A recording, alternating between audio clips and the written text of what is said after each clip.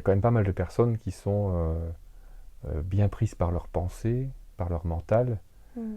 qui vivent complètement dans leur tête et qui sont parfois coupées de leur ressenti. Mm. Comment on fait avec ces personnes-là? Parce que c'est difficile de les faire entrer en contact avec leurs Mm. sensations corporelles ou leur climat émotionnel, comme Mm. moi j'appelle ça.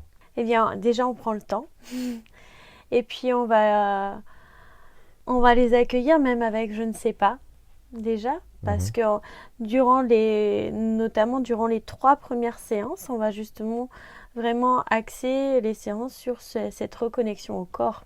mhm, Et petit à petit, en fait, au fur et à mesure des exercices, donc déjà dans les séances, et puis après, je donne des petits exercices à faire d'une séance à l'autre à la mhm, personne.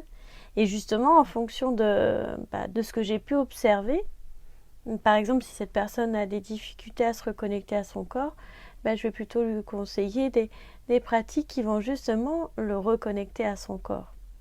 d'accord. Donc le suivi est individualisé aussi, Mhm, même si ces programmes se déroulent en petits groupes.